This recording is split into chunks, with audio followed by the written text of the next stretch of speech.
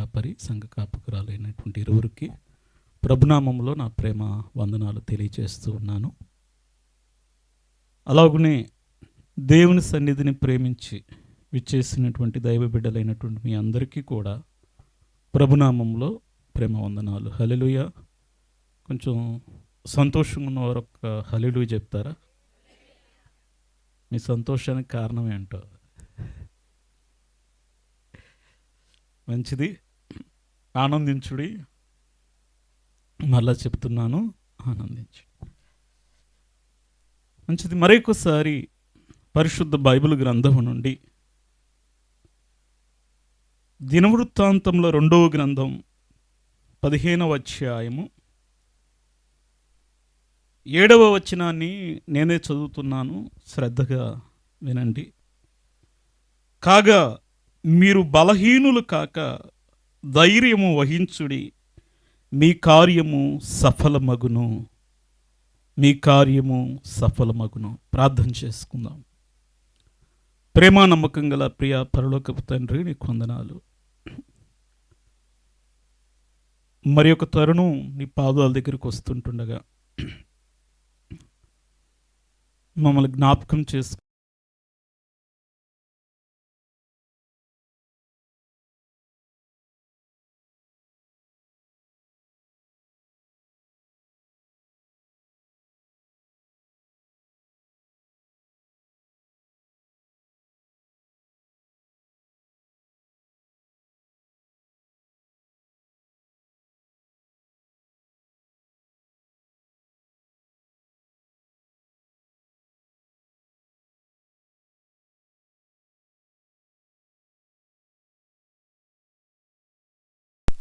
ఎవరా వ్యక్తి అని అంటే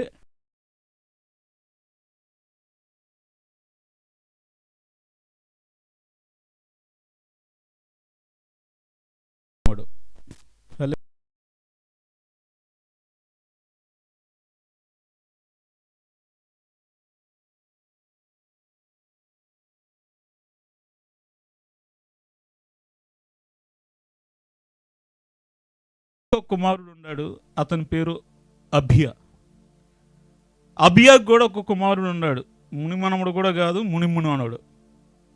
అభియా కుమారుడి పేరు ఏంటంటే ఆస. మొత్తానికి దావీదుకి మనవుడు. ఆ వ్యక్తి పేరేం పేరు? ఆస. ఈ ఆస అనబడిన వ్యక్తికి అర్థం ఏమిటంటే వైద్యుడు అని అర్థం. దేవుని బిడ్డలారా, ఎందుకు ఈ ప్రత్యేకమైన సమయంలో ఆ వ్యక్తిని గురించి నేర్చుకోవాలి అని అంటే, ఆసా జీవితంలో జరిగినటువంటి కొన్ని విషయాలు మనం చూస్తే 2వ దినవృత్తాంతముల గ్రంథం 14వ అధ్యాయము ప్రారంభ వచనాలు మనం చూస్తే, అతనికి బదులుగా అతని కుమారుడైన ఆసా రాజాయను, ఇతని దినములలో దేశము 10 సంవత్సరములు నెమ్మది పొందెను. 6వ వచనం, ఆ సంవత్సరములో అతనికి యుద్ధము లేకపోవుట చేత దేశంలో నెమ్మది కలిగి ఉండెను. యెహోవా అతనికి విశ్రాంతి దయచేసి ఉండగా అతడు యోధా దేశమును ప్రాకారములు గల పట్టణమును కట్టించాడు. మొత్తానికి తన జీవితం నెమ్మదిగా ఉంది. తన జీవితమే కాదు, తన చుట్టూ ఉన్న వారి జీవితం కూడా నెమ్మదిగా విజయ పదంలో వెళుతూ ఉంది. ఆశ కార్యము సఫలపరచబడటానికి కానీ, లేకపోతే ఆశ నెమ్మది కలిగి ఉండటానికి కానీ, లేకపోతే ఆశ చుట్టూ ఉన్న ప్రజలు కూడా నెమ్మది కలిగి ఉండటానికి కారణం ఏమిటంటే, ఇక్కడ 3 ప్రాముఖ్యమైన విషయాలు తెలియపరచబడ్డాయి. ఈరోజు నెమ్మది అవసరమా లేదా? మనకి అవసరమే, మన చుట్టూ ఉన్న వారికి అవసరమే. మన కార్యాలు కూడా సఫలపరచబడాలా వద్దా అంటే, ఖచ్చితంగా మన కార్యాలు కూడా సఫలపరచబడాలి. అయితే ఇతని జీవితంలో 3 విషయాలు ఏంటంటే, మొట్టమొదటి విషయం 2వ దినవృత్తాంతాల గ్రంథం 14వ అధ్యాయము 11వ వచనములో, ఆసా తన దేవుడైన యెహోవాకు మొరపెట్టి, యెహోవా విస్తారమైన సైన్యం చేతిలో ఓడిపోకుండా బలము లేని వారికి సహాయం చేయుటకు నీకన్నా ఎవరునూ లేరు. అవును, మా దేవా యెహోవా మాకు సహాయము చేయము, నిన్నే నమ్ముకొని ఉన్నాను, నీ నామమును బట్టి ఈ సైన్యమును ఎదిరించుటకు బయలుదేరి ఉన్నాము. యెహోవా నీవే మా దేవుడవు, నరమాత్రులను నీ పైన జయమందుకునేమో అని ప్రార్థింపగా, కుషీలు వీరి మీదకి దండెత్తి వచ్చినప్పుడు ఆస ప్రార్థన చేశాడు. మొట్టమొదటి ఆస జీవితంలో ఉన్నది ఏంటంటే, మొదటి క్యారెక్టర్ దేవునితో మంచి సంబంధం కలిగి ఉన్నాడు. చెప్పండి ఏంటిది? దేవునితో మంచి సంబంధం కలిగి ఉన్నాడు. రెండవది 15వ అధ్యాయం ప్రారంభ వచనాల్లో, ఆ కాలమున దేవుని ఆత్మ ఒబేదు కుమారుడైన అజర్యా మీదకు రాగా అతను ఆసాను ఎదుర్కొనబోయి ఇలాగు ప్రకటించెను. అదంతా మీరు చదవండి. చివరికి చదివితే ఆసా ఏదైతే చెప్పాడో, ఒబేదు కుమారుడైన అజర్యా ఏదైతే చెప్పాడో దాని ప్రకారం ఏం చేశాడు అనంటే ఆస ప్రవర్తించాడు. హల్లెలూయా.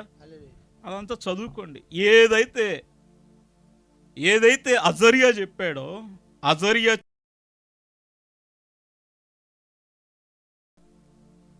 8వ వచనంలో, ప్రవక్త అయిన ఒబేదు ప్రవచించిన ఈ మాటలు ఆస వినినప్పుడు అతడు ధైర్యము తెచ్చుకొని యోధా బెన్యామీనుల దేశమంతటి నుండి ఎఫ్రాయిము మన్యమంతలో తాను పట్టుకున్న పట్టణంలో అన్నిటిలో నుండి అనని ఆయన చేసిన కార్యము తెలియపరచబడుతుంది. రెండోది, దేవుని సేవకుడితో ఒక మంచి సంబంధం కలిగి ఉన్నాడు. మొదటిది ఏం చెప్పాను? దేవునితో. రెండవది దేవుని సేవకుడితో. తర్వాత మీరు గమనిస్తే 18వ వచనం, 15-18, తాను తండ్రి తాను ప్రతిష్ఠించినట్టు వెండిని బంగారమును ఉపకరణములు తీసుకొని దేవుని మందిరము అందించెను. మూడవది, దేవుని మందిరంతో కూడా మంచి సంబంధాన్ని కలిగి ఉన్నాడు. హల్లెలూయా.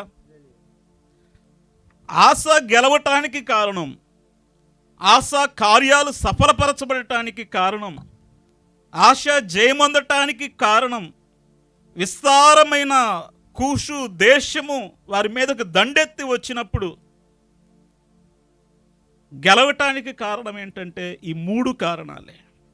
ఒకటి దేవునితోనూ, రెండవది దేవుని సన్నిధితోనూ, మూడవది దేవుని సేవకుడితోనూ.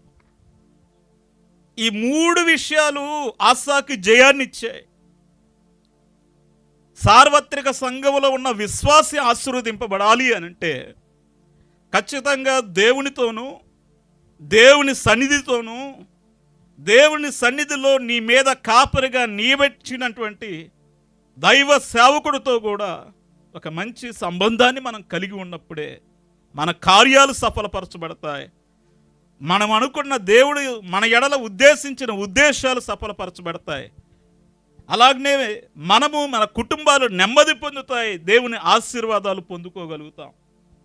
దేవునితో కానీ, దేవుని సంఘముతో కానీ, దేవుని బిడ్డలారా, దేవుని సేవకుడు నీ మీద నియబెట్టిన దేవుని సేవకుడి మీద కానీ ఒక మంచి సంబంధం కలిగి ఉండకుండా దూరం అయిపోయావు అనుకోండి, నీకు నష్టం కలుగుతుంది.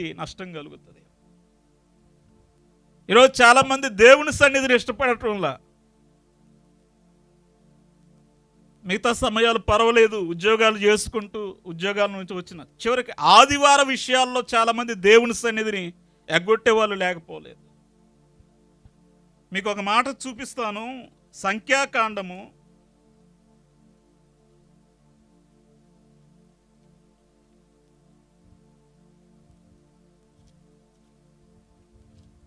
32వ అధ్యాయము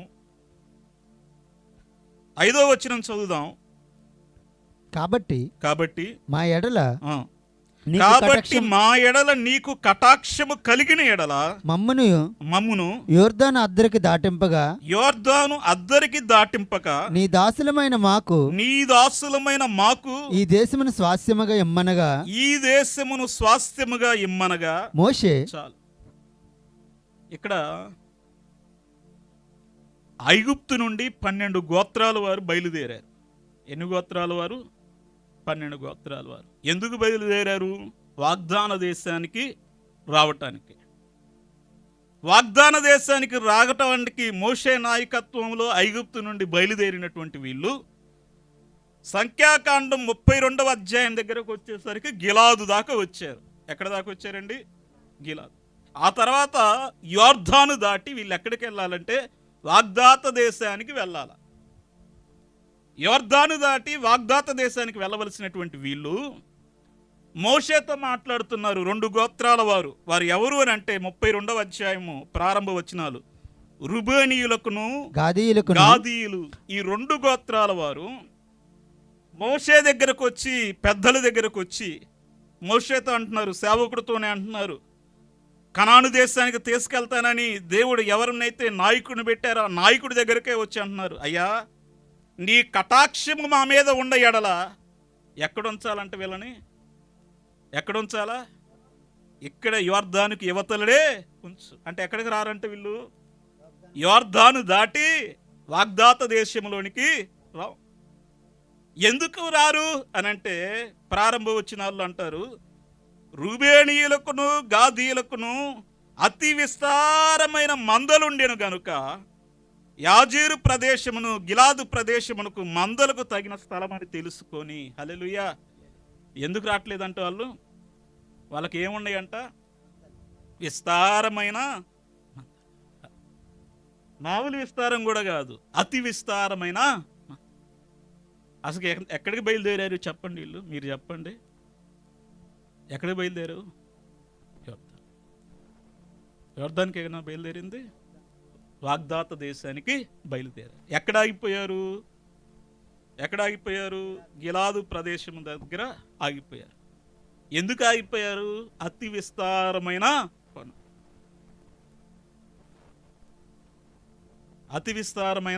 పనులు. ఇప్పుడు పరమ కనాను అనేది దేనికి సాదృశ్యంగా ఉందంటే సంఘానికే సాదృశ్యంగా ఉంది. నువ్వు అక్కడ చేరాలంటే ముందు ఎక్కడికి రావాలి? సంఘంలోనికి. వాళ్ళు ఐగుప్తు దాటారా లేదా? మనము కూడా బాప్తిస్ము అనే ఐగుప్తు దాటి లోకాన్ని దాటి ఎక్కడికి వచ్చాం? సంఘంలోనికి వచ్చాం. ఈరోజు చాలామంది ఇదే పని చేస్తున్నారు. గాదీలు అలానే రూబీనేలు చేసిన పని ఏంటంటే సంఘానికి రారు. ఎందుకు రారు చెప్పనా? పనులు. ఏ పనులు? అతి విస్తారమైన పనులు. మార్తా మరియలతో కూడా యేసుక్రీస్తు ప్రభువు ఇదే మాట మాట్లాడాడు. ఏమని మాట్లాడాడు? మార్తా అతి విస్తారమైన పనులు పెట్టుకొని ఎవరి పాదాల దగ్గర లేదు? దేవుని పాదాల దగ్గర లేదు. దేవుని బిడ్డలారా, పరమ కణానికి నువ్వు చేరాలి, వాగ్దాత దేశానికి. దేవుడు రేపు ఇవ్వబో వాగ్దాత దేశానికి మనం చేరాలి అనంటే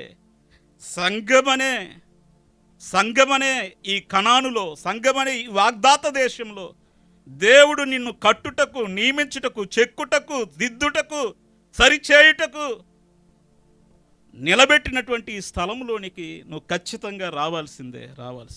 హల్లెలూయా. బాలురైనా, యవనస్తులైనా, స్త్రీలైనా, పురుషులైనా, వృద్ధులైనా, అధికారులైనా, ఎవరైనా సరే సంఘములోనికి రావాల్సిందే.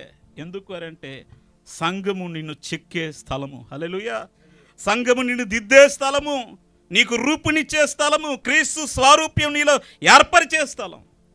ఖచ్చితంగా సంఘంలోనికి అంటే దేనితో మంచి సంబంధం కలిగి ఉండాలి? దేవుని సంఘముతో, దేవుని సన్నిధితో. అలాగునే దేవునితో కూడా చాలామంది సంఘానికి వస్తారు, వ్యక్తిగతంగా దేవునితో మాట్లాడే అనుభవాలు ఉండవు. పోనీ ఇంటి దగ్గర ఉన్న అక్కడైనా దేవునితో మాట్లాడతారా, దేవునితో గడుపుతారా అంటే అది లేదు. 3 సేవకుడి విషయం. దేవుని బిడ్డలారా, మన మీద ఆత్మల కాపరిగా దేవుడు ఒక నాయకుని పెట్టాడు ఈ స్థలంలో. ఆ నాయకుడి విషయంలో ఆ నాయకుడు నిన్ను గూర్చి లెక్క అప్పజెప్పాలి గనుక బహుభయభక్తులతో ఖచ్చితంగా నీవు సేవకుడి మాట వింటూ లోబడుతూ దేవుని ఆశీర్వాదాలు పొందుకోవాలి. హల్లెలూయా. ఖచ్చితంగా దేవుని సేవకుడితో ఒక మంచి సంబంధం కలిగి ఉండాలా, దూరంగా ఉండకూడదు. సంఘానికి కానీ సేవకుడికి కానీ దేవునికి కానీ దూరంగా ఉండకూడదు. మీరు చెప్పండి, దావీదుని దేవుడు అభిషేకించాడు కదా. దావీదుని దేవుడు ఎవరి ద్వారా? సమూయేలు ద్వారా అభిషేకించాడు. సమూయేలు ద్వారా దావీదుని అభిషేకించడానికి కారణం ఏంటంటే, తన తండ్రి ఏదైతే దావీదుకు చెప్పాడో ఆ చిన్న మందను కాచుకుంటా ఉన్నాడు. హల్లెలూయా. చిన్న మందను ఏం చేస్తున్నాడు? కాచుకుంటా ఉన్నాడు. అంటే తన తండ్రి ఏదైతే చెప్పాడో అది చేస్తున్నాడు. ఈరోజు సంఘంలో దావీదు వలె నువ్వు అభిషేకింపబడాలంటే నీ మీద నియమించిన ఆత్మల కాపరి అయిన ఆత్మీయ తండ్రి నీ ఎడల చెప్తున్నటువంటి ప్రతి పనిని నువ్వు చేస్తూ ఉండాలి. హల్లెలూయా. ఒకవేళ ఊడ్చే పరిచర్య చేస్తే ఖచ్చితంగా ఊడ్చే పరిచర్యలో దేవుడు నిన్ను దీవిస్తాడు. కుర్చీల పరిచర్య అప్పచెప్తే ఆ పరిచర్యని బట్టే దేవుడు నిన్ను ఖచ్చితంగా అభిషేకిస్తాడు. ఎందుకంటే దాంట్లో కొంచెంలో నమ్మకంగా ఉన్నావు కనుక. నేనే చెప్పట్లేదండి, దయచేసి ఇదే దినవృత్తాంతాల గ్రంథం, 2వ దినవృత్తాంతాల గ్రంథం 16వ అధ్యాయంలో ఆసా సెకండ్ ఇన్నింగ్స్ ప్రారంభం అవుతుంది. ఫస్ట్ ఇన్నింగ్స్ ఆసాకి ఏంటి? విజయం. ఆసా ఎక్కడికి వెళ్ళినా జయమే. ఆసా కార్యాలన్నీ సఫలపరచబడ్డాయి. ఆసా నెమ్మది కలిగి ఉన్నాడు. తన చుట్టూ ఉన్నవారు నెమ్మది పొందారు. ఎందుకు చెప్పాను? 3 కారణాలు. 1 దేవునితో, 2 దేవుని సన్నిధితో, 3 దేవుని సేవకుడితో. ఇప్పుడు చూద్దాం 16వ అధ్యాయంలో 16వ అధ్యాయము 7వ వచనం. ఆ కాలమందు దీర్ఘదర్శి అయిన హనాని యూదా రాజైన ఆసా యొద్దకు వచ్చి అతనితో ఎలాగూ ప్రకటించెను, నీవు నీ దేవుడైన యెహోవాను నమ్ముకొనక సిరియా రాజును నమ్ముకుంటువే. నీ దేవుడైన యెహోవాను నమ్ముకొనక సిరియా రాజును నమ్ముకుంటువే. సిరియా రాజు యొక్క సైన్యము నీ వశము నుండి తప్పించుకొని పోయెను. బహు విస్తారమైన రథములను, గుర్రపు రౌతులు గల కుషీలు, లూబీయులను గొప్ప దండే వచ్చితిరు కదా. అయినను నీవు యెహోవాను నమ్ముకొన్నందున ఆయన వారిని నీ చేతికి అప్పగించెను. ఇక్కడ చెప్తున్నాడు, మొదట ఎవరిని నమ్ముకొని, ఎవరి మీద ఆధారపడి, ఎవరితో సంబంధం కలిగి కూషీల మీద, లుబీయుల మీద నువ్వు జయం పొందావో ఆ వ్యక్తిని నమ్ముకొనగా సిరియా రాజుని ఏం చేశాడంట? ఆసా నమ్ముకున్నాడంట. ఎవరిని నమ్ముకున్నాడు అంటే దేవునితో సంబంధాన్ని ఏం చేశాడు? పోగొట్టుకున్నాడు. ఎవరితో సంబంధాన్ని పోగొట్టుకున్నాడు? దేవునితో సంబంధాన్ని పోగొట్టుకొని మనుషుల వైపు వెళ్తున్నాడు. నాకు విజయం దయచేయి, నాకు మేలు దయచేయి, నాకు విజయం దయచేయి, నాకు నెమ్మది దయచేయి అని. ఆయనతోనే కాదండి, దేవునితోనే కాదు. ఆ తర్వాత చూడండి, ఈ మాటలు ప్రవచించింది ఎవరు? దీర్ఘదర్శి అయిన, ఈ మాటలు చెప్పింది ఎవరు? దీర్ఘదర్శి అయిన హనాని. అతను ఏం చేశాడో తెలుసా?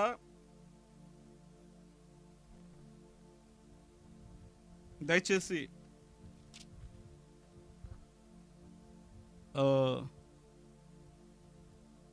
10వ వచనం, 16:10. ఆ దీర్ఘదర్శి అట్లు ప్రకటించినందుకు ఆస అతని మీద కోపగించి రౌద్రము చూపి అతన్ని బందీగృహంలో వేసెను. ఎవరిని? ప్రవక్తని. అజరియా చెప్పినప్పుడేమో లోబడ్డాడు, విన్నాడు, విధేయత చూపాడు, చెప్పినట్టే చేశాడు. దేవుడు మరి ఒక ప్రవక్తను పంపగానే ఇప్పుడు ఆ ప్రవక్తని ఎక్కడ పెట్టాడంట? బందీ గృహంలో పెట్టేశాడు. నీకు నాకు కట్టు, నీకు నాకు ఇంక ఏ రిలేషన్ లేదు, సంబంధం లేదు అని ఏం చేశాడంటే బందీ గృహంలో పెట్టేశాడు. ఇప్పుడు ఎవరితో సంబంధాన్ని పోగొట్టుకున్నాడు? దైవజనుడితో కూడా సంబంధాన్ని ఏం చేశాడు? పోగొట్టుకున్నాడు, బాధపరిచాడు, గాయపరిచాడు. అంత మాత్రమే కాదండి, అదే 2వ దినవృత్తాంతాల గ్రంథం 16వ అధ్యాయము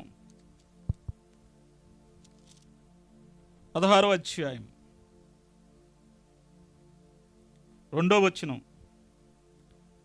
ఆస యెహోవా మందిరమందును రాజనగరమందునున్న బొక్కసములోను, యెహోవా మందిరమందును రాజనగరమందును ఉన్న బొక్కసములోని వెండి బంగారాలు తీసి దమస్కులో నివాసము చేయు సిరియా రాజగు బెన్హదదు నొద్దకు దూతలను పంపించి, నా తండ్రికిని నీ తండ్రికిని కలిగి ఉన్నట్లు నాకును నీకును సంధి కలిగి ఉన్నది, వెండిని బంగారమును నీకు పంపి ఉన్నాను.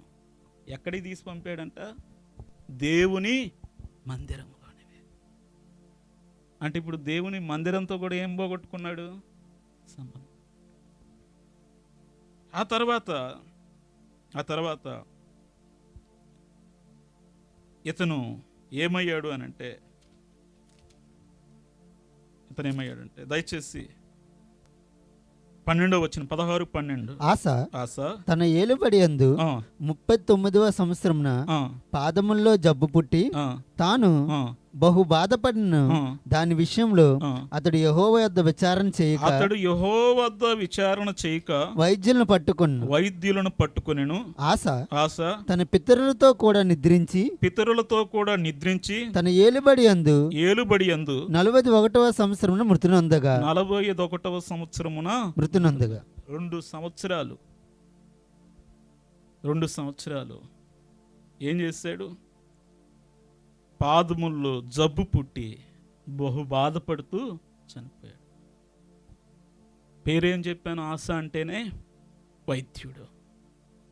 కానీ మొదటి 3 విషయాలు చేసినప్పుడు తనకి మంచి ఆరోగ్యం దేవుడిచ్చాడు. మొదటి 3 విషయాలు తృణీకరించినప్పుడు పేరు వైద్యుడే కానీ, పేరు ఆరోగ్యమే కానీ తన జీవితంలో అది లేదు. ఈరోజు దేవుడు బిడ్డలందరినీ, క్రైస్తవులను దేవుడు ఉద్దేశించి పిలిచాడు. ఆశీర్వాదములకు వారసులగుటకు మీరు పిలువబడ్డారు.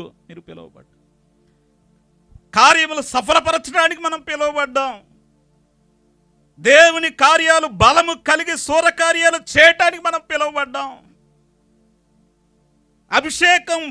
అభిషేకంతో నింపబడటానికి మనం పిలువబడ్డాం. యవన బిడ్డలారా, దేవుని యొక్క కృపను బట్టి, దేవుని శక్తిని బట్టి, దేవుని బలాన్ని బట్టి ఆయా స్థలాలలో, ఆయా ప్రాంతాలలో దేవుని కొరకు మహిమగల స్థలాలలో నిలబడుట కొరకు మీరు పిలువబడ్డారు. అంత మాత్రమే కాదు, లోకములో గనులైన స్థానాలలో నిలబడుటకు దేవుడు మిమ్మల్ని పిలిచాడు. యేసేపు వలె, ఎస్తేరు వలె, దానియేలు, షడ్రకు, మేషకు, అబేద్నెగోల వలె. కానీ ఆ స్థానములోనికి నువ్వు వెళ్ళాలి అనంటే దేవునితో, దేవుని సన్నిధితో, దేవుడు నీ మీద పెట్టినటువంటి కాపరితో ఖచ్చితంగా మంచి సంబంధాన్ని మనం కలిగి జీవించాలి. హల్లెలూయా. దేవుని సన్నిధికి వస్తుంటే ఏది అవసరమో దేవుని సన్నిధిలో చూడాలి. దేవుడు నీతో ఏం మాట్లాడుతున్నాడో వినాలి. దేవుని సేవకుడి విషయంలోనైనాను దయచేసి ఈ ఒక్క మాట చూపించేసి నేను ముగిస్తాను. ఫిలిప్పీలకు రాసిన పత్రిక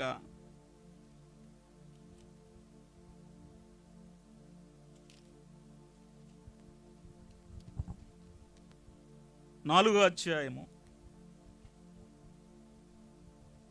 19వ వచనం చదువుదామా? కాగా దేవుడు తన ఐశ్వర్యం చొప్పున క్రీస్తు యేసునందు మహిమలో మీ ప్రతి అవసరమును తీర్చెను. హల్లెలూయా. ఏ అవసరము తీర్చునంట? ఎలా తీరుస్తాడంట? క్రీస్తు యేసు మహిమలో. నమ్ముతున్నామా మాట? నమ్ముతున్నామా? ఎందుకు తీర్చాడో దేవుడు, ఫిలిప్పీ సంఘానికి దేవుడు ఆ మాట ఎందుకు చెప్పాడు ఆలోచిస్తే, అదే ఫిలిప్పీలకు రాసిన పత్రిక 4వ అధ్యాయం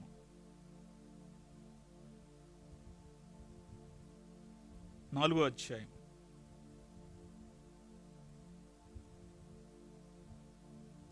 వచనం చదవండి. ఎలా అనగా తెస్సలోనికి కూడా తెస్సలోనికల్లో కూడా మీరు మాటి మాటికి నా అవసరము తీర్చుటకు సహాయం చేసితిరి. నేను ఈవిని అపేక్షించి ఇలాగు చెప్పుటలేదు కానీ మీ లెక్కకు విస్తార ఫలము రావాలనని అపేక్షించి చెప్పుచున్నాను. నాకు సమస్తమును సమృద్ధిగా కలిగి ఉన్నది. మీరు పంపిన వస్తువులు ఎపఫ్రాతు వలన పుచ్చుకొని ఏమీ తక్కువ లేక ఉన్నాను. అవి మనోహరమైన సువాసనయు దేవునికి ప్రీతికరమును ఇష్టమైన యాగమునై ఉన్నాయి. కాగా ఎందుకు కాగా అన్నాడు అని అంటే 16లో నా అవసరము తీర్చుటకు సహాయము చేసితిరి. దేవుడి సేవకుడి విషయంలో ఈ మనస్సు గనక మనకు లేకపోతే, మన ప్రతి అవసరతను మొరపెట్టిన దేవుడి, ఇంతకీ అవసరత తీర్చబడాలంటే చెప్పాలా చెప్పకూడదా? మన ప్రతి అవసరత తీర్చబడాలంటే దేవుడికి చెప్పాలా చెప్పకూడదా? చెప్తేనే కదా అవసరతలు తీర్చేది. ముందు చెప్పాలంటే నీ మీద నిలబెట్టిన నాయకుడు అవసరత ఏంటో నీకు తెలియాలి కదా. హల్లెలూయా. ఇందాక బ్రదర్ పాడాడు పాట ఆశ్చర్యకరుడు గురించి. దాంట్లో ఏంటిది? ఉపదేశ క్రమం. ఈరోజు చాలా మంది ప్రార్థనలు ఎందుకు దేవుడు కొట్టేస్తున్నాడో తెలుసా? వింటలేదో తెలుసా? నీ మీద నిలబెట్టినటువంటి నాయకుడి యొక్క మనస్సును, తన అవసరతను తెలుసుకున్నాక. కాబట్టి సండే స్కూల్ పిల్లలైనా, యవన బిడ్డలైనా, స్త్రీలైనా, పురుషులైనా, ఈ మూడే నీ జీవితానికి పునాది.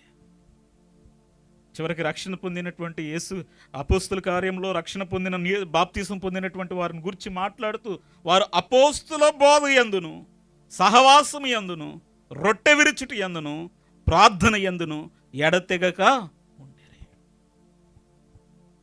సహవాసం ఎక్కడైతే 2-3 కూడి ఆయన నామములో ఏకీభవిస్తారు.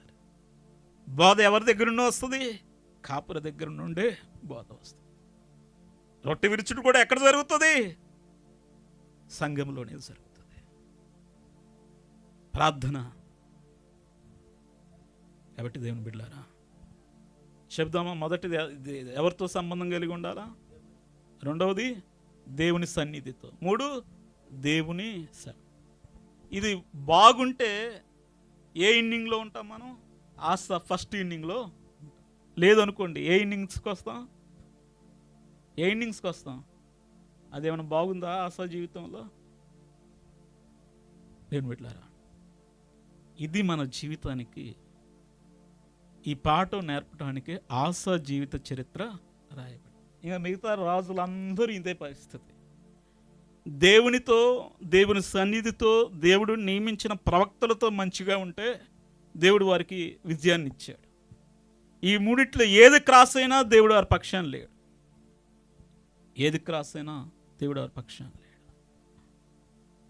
కాబట్టి దేవుని కార్యాలు మీ కార్యాలు దేవుడు సఫలపరచాలంటే ఈ 3 విషయాలు మనం తప్పక పాటించాలి.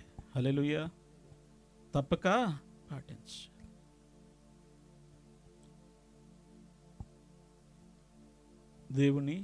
దేవునితో అంటే ఇవి సంఘానికి వస్తున్నాను పాస్టర్ గారితో కూడా మంచిగా ఉంటున్నాను, నా అవసరతలన్నీ చెప్తున్నాను, ప్రార్థన చేస్తున్నాడు. మరి వ్యక్తిగతంగా బాగానే ప్రార్థన చేసుకున్నాను పాస్టర్ గారు, చర్చికి రావట్లేదు. మరి దేవుని సన్నిధి కనుక ఇది హెచ్చరిక అనుకోండి.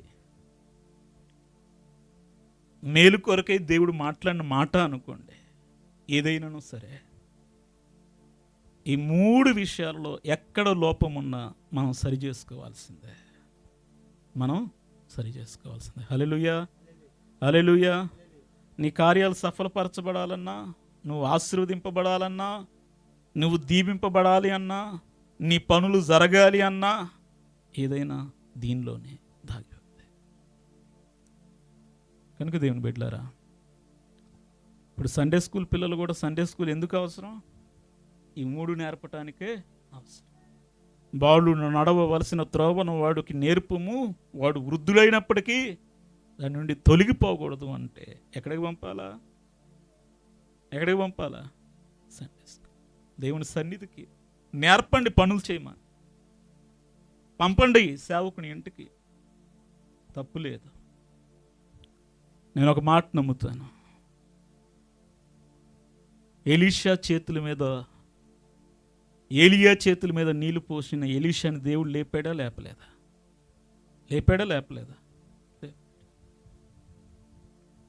దేవుని సేవకుని కొరకు పరిచర్య చేయాలి, దేవుని సన్నిధిలో పరిచర్య చేయాలి, తప్పు లేదు. అది మీరు నమ్మండి, నమ్మకపోండి, దేవుని సన్నిధిలో బలిపీఠం దగ్గర ఉండి చెప్తున్నాను. నేను అన్నం తింటుంటే ఎప్పుడైనా మా పాస్టర్ గారు ఫోన్ చేస్తే తినే అన్నాన్ని పక్కన పెట్టి చేగడుక్కొని బయలుదేరా. ఏం చేశా? తినే అన్నాన్ని పక్కన పెట్టి పాస్టర్ గారు ఫోన్ చేశారని చేతులు కడుక్కొని బయలుదేరా. ఏ అవసరం ఉండి చేశాడో, ఎందుకు చేశాడో చేశాడు. ఏం చేయమంటారు సార్? పని తర్వాత చేస్తానులే కాదు, అసలు ముందు ఎందుకు అనే ప్రశ్న రాకుండానే సరే నేను వస్తున్నాను.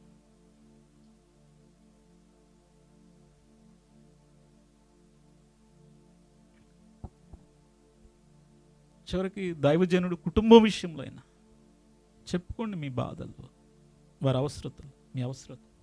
అలానే సహవాసాన్ని మెయింటైన్ చేయండి. హల్లెలూయా. సహవాసాన్ని హెబ్రీ పత్రిక 11 అధ్యాయంలో విశ్వాస వీరుల జాబితానే కదా ఉంది. హెబ్రీ పత్రిక 11 అధ్యాయంలో విశ్వాస వీరుల జాబితానే కదా ఉంది. ఆ 11 అధ్యాయంలో స్త్రీల పేర్లు ఒక్కళ్ళ పేరే రాయబడింది. ఒక్కళ్ళ పేరే. స్త్రీలు అనే పదం వాడాడు కానీ, మోషే తల్లిదండ్రులు అనే పదం వాడబడ్డది కానీ, ముందు ఒక్క స్త్రీ పేరు రాయబడింది. ఎవరి పేరు తల్లి? మీ గురించే. ఎవరి పేరు? స్త్రీల పేరమ్మా. ఎవరి పేరు? శారా. ఎవరి పేరు? ఎందుకు రాయబడ్డది? శారా అంటే అర్థం ఏంటి? అనేక అవిశ్వాస, ఎవరు ఆవిడ? అనేక జనములకు తల్లి. సంఘ కాపురి కూడా అదే కదా. యాకోబు భార్య పేరు లేదు, ఇస్సాకు భార్య పేరు కూడా లేదు. యాకోబు భార్య పేరు రాయటానికి లేదు, ఒకళ్ళు కాదులేండి. ఇస్సాకు భార్య పేరుగా, మోషే భార్య పేరు కూడా లేదు, దావీదు భార్య పేరు లేదు. కాబట్టి దేవుడు ఘనపరిచి ఇద్దరు మంచిగా ఆత్మీయ తల్లిదండ్రులను మీకు ఇచ్చాడు. ఈరోజు నాకు తెలిసినంత వరకు ఇలాంటి ఆత్మీయ తల్లిదండ్రులు నాకు కూడా దొరికితే బాగుండు అని యథార్థంగా దేవుని సన్నిధిలో చెప్తున్నాను.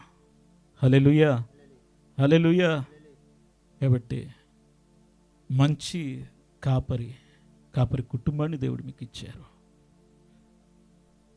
ఎంతగానో కష్టపడుతూ దేవుడి మాటలు వింటూ ఈ పరిచయం కొనసాగిస్తున్నారు. ఒక దర్శనంతో ఈ సేవ కొనసాగుతుంది. కాబట్టి మనందరం కలిసి పనిచేస్తేనే దేవుని కొరకు బలమైన కార్యాలు చేస్తాం. ఈ పునాది కలిగి ముందుకు వెళ్దాం. దేవుడి మాటలు మన వెనుకల్లో ఫలింపు దయచేయునుగాక. ఆమేన్. ప్రార్థన చేసుకుందాం.